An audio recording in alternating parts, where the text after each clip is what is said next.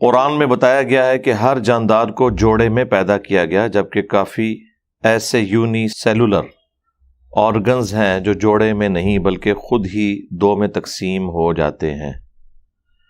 دیکھیں، قرآن اور سنت میں جو بھی چیزیں ڈسکس ہوئی ہیں نا، وہ جنرل رول کے طور پر ہے، ایکسیپشنز تو ہر جگہ موجود ہیں۔ خود فرشتے دیکھ لیں، وہ بھی جوڑوں کی شکل میں نہیں ہیں۔ اب کوئی یہ آیت قرآن کی سورہ الذاریات کی پڑھ کے یہ کہے کہ جی اللہ تعالیٰ نے فرمایا کہ ہم نے مخلوقات کو جوڑوں کی شکل میں پیدا کیا ہے، تو فرشتوں میں میل اور فیمیل کیوں نہیں ہے؟ تو ول آف گاڈ ہے۔ جنرل رول یہی ہے، چاہے وہ اینیملز ہوں، پلانٹس ہوں یا ہیومن بینگز ہوں، جوڑوں کی شکل میں چیزیں پیدا ہوئی ہیں۔ تو اس طرح کی جو ایکسیپشنز ہیں، خیر اس کی بھی تفصیل میں میڈیکلی جایا جا سکتا ہے، لیکن ضرورت نہیں ہے بال کی کھال اتارنے کی۔ For the sake of argument آپ کا دعویٰ بالکل درست، لیکن یہ جنرل رول نہیں ہے، یہ ایکسیپشن ہے۔ اس طرح کی کئی ایکسیپشنز اور بھی موجود ہیں قرآن و سنت کی تعلیمات میں۔ ہم اگر دیکھنا شروع کریں، آپ کو کئی اور چیزیں ملیں گی جو ایکسیپشنل ہیں، یعنی اوورآل جو رول ہے اللہ تعالیٰ کا اس سے ہٹ کے۔ مثلا اللہ تعالیٰ نے سورۃ النساء کے سٹارٹ میں فرمایا کہ اللہ ہی ہے جس نے اس رب کا تقوی اختیار کرو، یا ایھا الناس اتقوا ربکم الذی خلقکم من نفس واحدہ، جس نے تمہیں ایک جان سے پیدا کیا اور اس سے اس کا جوڑا بنایا، اور پھر دونوں سے کثیر تعداد میں مرد و عورت اس زمین کے اوپر بسا دیے۔ اس رب کا تقوی اختیار کرو کہ جس کے واسطے سے تم ایک دوسرے سے اپنے مسائل کا حل کرتے ہو اور رحمی رشتوں کا خیال رکھتے ہو۔ یہ سورۃ النساء کی پہلی آیت ہے۔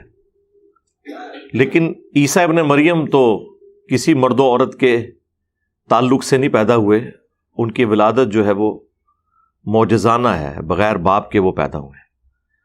اب کوئی شخص قرآن کی یہ سٹیٹمنٹ اٹھائے کہ اللہ تعالیٰ نے انسانوں کی پیدائش کا ذریعہ مرد و عورت کو بنایا، اسی طریقے سے سورۃ الدہر کے سٹارٹ میں بھی آیا ہے کہ ہم نے انسان کو مرد اور عورت کی منی کے ملاپ سے پیدا کیا ہے۔ یہ ساری آیات ایک طرف رکھی جائیں، اور دوسری طرف عیسیٰ ابن مریم کی جو ایکسیپشن ہے کہ بغیر باپ کے انہیں اللہ نے پیدا کیا، اسی وجہ سے انہیں پروٹوکول کے طور پر روح اللہ کہا گیا۔ اللہ کی روح ہے، قرآن میں ہے روح من، وہ اللہ کی طرف سے خاص روح ہے۔ اور ان کی والدہ کو اور انہیں جہان والوں کے لیے نشانی بنایا گیا۔ تو یہ ایک ایکسیپشن ہے۔ قرآن کی وہ آیات جو یہ بتاتی ہیں کہ مرد و عورت کے ذریعے اللہ تعالیٰ نے انسانوں کو پیدا کیا، وہ آیات حضرت عیسیٰ ابن مریم کی پیدائش کے ساتھ متصادم نہیں ہیں۔ عیسیٰ ابن مریم سے بھی بڑھ کر حضرت آدم علیہ السلام، وہ تو بغیر ماں اور باپ کے پیدا ہوئے۔ یہ اللہ تعالیٰ کی ایک خاص حکمت تھی، اور یہ سارے معاملات آگے چلے۔ اچھا، اس میں بعض لوگ پوچھ رہے ہوتے ہیں کہ بہن اور بھائی کا رشتہ جو ہے وہ حرام ہے، تو پھر یہ آگے نسل کس طرح چلی؟ اس کے بارے میں قرآن و سنت میں خاموشی اختیار کی گئی ہے، نہ یہ کوئی ایسی تفصیلات ہیں جنہیں ڈسکس کرنا ضروری ہے۔ بہن اور بھائی کے رشتے کی جو حرمت ہے وہ اس لیے ہے کہ اللہ تعالیٰ نے فرمایا، اگر اللہ تعالیٰ اس کی اجازت دیتا تو یہ بھی حرمت کوئی نہ ہوتی۔ جس طرح کہ بنی اسرائیل کے اندر اس چیز کی اجازت تھی کہ کوئی مرد دو بہنوں سے اکٹھا نکاح کر سکتا ہے، لیکن سورۃ النساء میں اللہ تعالیٰ نے منع فرما دیا۔ جو حرمت والے رشتے گنوائے ہیں ان میں سے ایک یہ ہے کہ بیک وقت دو بہنوں کے ساتھ نکاح نہیں کیا جا سکتا۔ آلٹرنیٹیولی ضرور ہو سکتا ہے، ایک وقت میں دو عورتیں عقد میں نہیں آ سکتی۔ اور اسی کی ایکسٹینشن پھر نبی الاسلام نے فرمائی ہے، بخاری مسلم دونوں میں حدیث ہے۔ قرآن میں تو اتنا ہی آیا کہ دو بہنیں ایک عقد میں نہیں آ سکتی، لیکن بخاری مسلم میں نبی الاسلام نے اس کی ایکسٹینشن اس اعتبار سے فرمائی کہ پھوپھی کو اور اس کی بھتیجی کو ایک جگہ پہ جمع نہیں کیا جا سکتا. اور اسی طریقے سے اس کا ایک فارمولہ آپ سمجھ لیں, ہر وہ دو عورتیں جن میں سے اگر کسی ایک کو مرد تصور کر لیا جائے اور ان کی آپس میں شادی نہ ہو سکتی ہو, تو وہ دو عورتیں کسی ایک مرد کے ہاں جمع نہیں ہو سکتی. مثلا قرآن میں آیا کہ دو بہنیں ایک مرد کے اندر جمع نہیں ہو سکتی, تو دو بہنوں میں سے اگر ایک کو مرد تصور کر لیں تو یہ آپس میں کیا رشتہ بنا؟ بہن اور بھائی کا. تو کیا بہن بھائی کی شادی ہو سکتی ہے؟ نہیں. اب یہ ایک جنرل رول ہے. اسی طریقے سے پھوپھی اپنے بھتیجے کے ساتھ یا بھانجے کے ساتھ شادی کر سکتی ہے کیا؟ نہیں. تو بس بھتیجی اور بھانجی اور وہ پھوپھی کسی ایک مرد کے اندر بھی جمع نہیں ہو سکتے. اسی طریقے سے کیا چچا اور بھتیجی کی شادی آپس میں ہو سکتی ہے؟ نہیں ہو سکتی. بس اس طریقے سے اب خالہ ہے یا پھوپھی ہے اور جتنے رشتے ہیں ان کے جن رشتوں کے ساتھ حرمت والا معاملہ بنتا ہے وہ دونوں ایک مرد کے اندر جمع نہیں ہو سکتے. تو یہ اللہ تعالیٰ نے ایک رول کے طور پر. اب رہ گیا کہ شروع میں کیسے نسل چلی. اس میں اہل تشیع کے ہاں روایتیں ملتی ہیں کہ آسمان سے کوئی اسپیشل عورتیں نازل کی گئیں جن سے آگے نسل چلی. اہل سنت کے ہاں اس طرح کی کوئی روایت ملتی نہیں ہے. اور شیعہ کے ہاں بھی جو روایتیں ہیں وہ کوئی اللہ اور اس کے رسول کے ریفرنس سے نہیں ہیں, بلکہ ان کی اپنی جو روایات چل رہی ہیں اس کانٹیکسٹ میں. ورنہ اگر یہ اتنا کوئی ضروری ٹاپک ہوتا تو قرآن میں ایڈریس ہو جاتا. اہل سنت کے ہاں ایسا کچھ نہیں ملتا. البتہ جو شروع کے مفسرین ہیں انہوں نے جو اسرائیلی روایتیں ہیں ان سے رزلٹ نکالا ہے کہ صبح کے وقت جو جوڑا ہوتا تھا ایک مرد و عورت کا, حضرت آدم اور سیدہ حوا علیہ السلام کے ہاں, اور شام کے وقت جو جوڑا ہوتا تھا ان کا کراس کروایا جاتا تھا. یہ بنی اسرائیل کی روایتیں ہیں, یعنی قرآن و حدیث میں کہیں نہیں ملتا. یعنی صبح کے وقت جو لڑکا پیدا ہوا اس کی شادی شام کے وقت جو لڑکی ہے اس کے ساتھ, اور اسی کانٹیکسٹ میں وہ کہتے ہیں وہ قابیل اور حابیل کی آپس میں جو لڑائی ہوئی. حالانکہ قرآن نے اس لڑائی کی وجہ اس طریقے سے کھول کر بیان نہیں کی, صرف اتنی کی ہے سورہ المائدہ کے اندر کہ ایک نے نظر پیش کی اللہ کے ہاں, وہ قبول ہو گئی, دوسرے کی قبول نہیں ہوئی. ان کی آپس میں جیلسی فیکٹر تھا جس کی وجہ سے قابیل نے حابیل کو قتل کر دیا. حضرت آدم علیہ السلام کے دو بیٹے تھے, اور یہ سارے کا سارا معاملہ پھر آگے قتل و غارت والا جو ہے وہ اسی کے سر پہ. بخاری مسلم میں حدیث ہے جب بھی کوئی کسی کو اس طرح ناحق قتل کرتا ہے تو اس کا عذاب اس پہلے قاتل کے اوپر بھی ہوتا ہے جس نے اس سارے معاملے کو آغاز کے طور پر کیا تھا. تو اس طرح کی جو چیزیں ہیں نا ان اٹینڈڈ چھوڑی ہوئی, ان کے اوپر تباہ آزمائی کرنے کا فائدہ اس لیے نہیں ہوتا کہ ان میں سے نکلنا کچھ نہیں ہوتا. اگر سپوز یہ انفارمیشن حاصل بھی ہو جائے تو اس میں سے نکلے گا کیا؟ آپ کی صرف ایک علمی شہوت پوری ہوگی. قرآن و سنت کی جو تعلیمات ہیں وہ رزلٹ اورینٹڈ ہیں.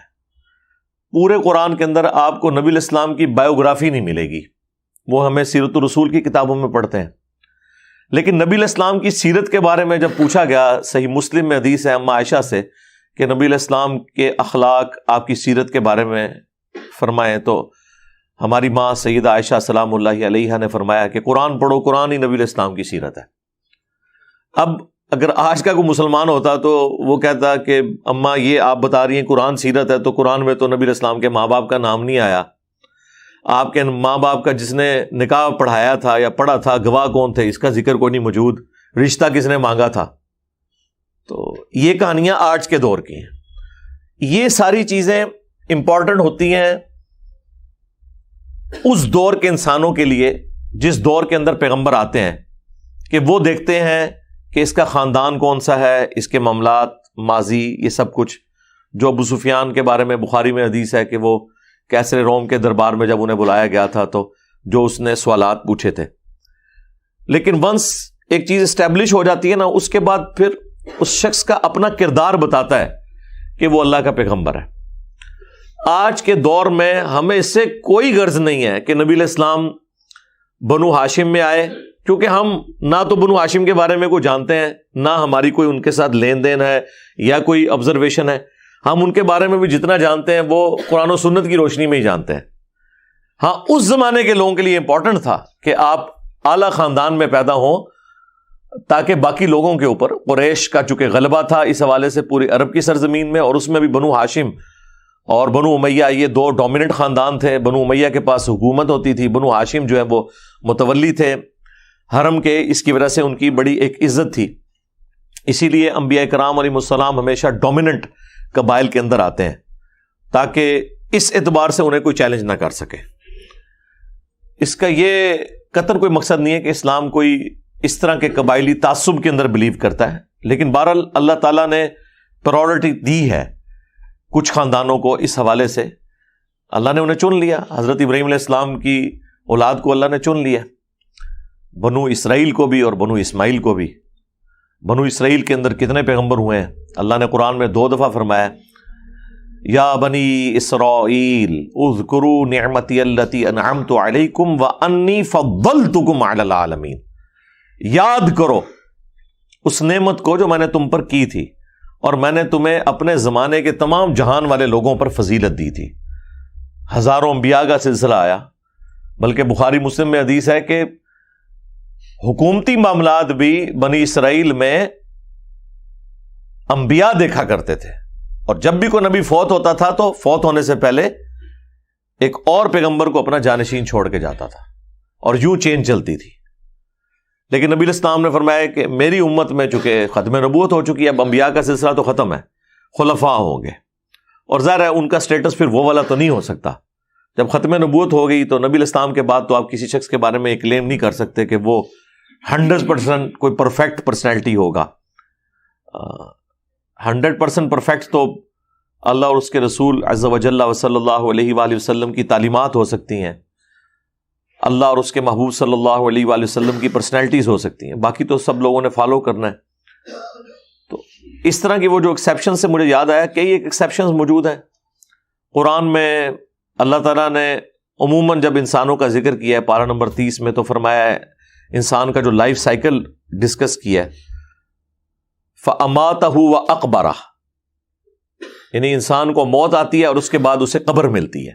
اب قرآن کی کوئی یہ آیت اٹھائے اور یہ کہنا شروع کر دے کہ قرآن میں تو آیا کہ قبر ملتی ہے، تو قبر تو بہت سے لوگوں کو نہیں ملتی، تو قرآن کیا جھوٹا ہو گیا؟ نہیں، یہ عمومی بات کی جا رہی تھی. کئی لوگوں کو قبر نہیں بھی ملتی، لیکن عموماً چونکہ لوگوں کو قبر میں دفن کیا جاتا ہے اس لیے ایک جنرل بات ہوئی.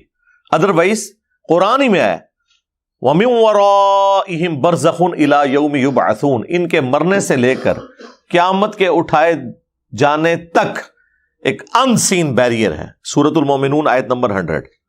وہ ان سین بیریئر جو ہے وہ قبر کا بھی ہو سکتا ہے، ایئر کریش میں جو ہواؤں میں راکھ بکھر جاتی ہے وہ بھی ہو سکتا ہے، سمندر میں غرق ہوئے والے انسان کا بھی ہو سکتا ہے، سمندر میں غرق ہونے والے انسان کا بھی ہو سکتا ہے.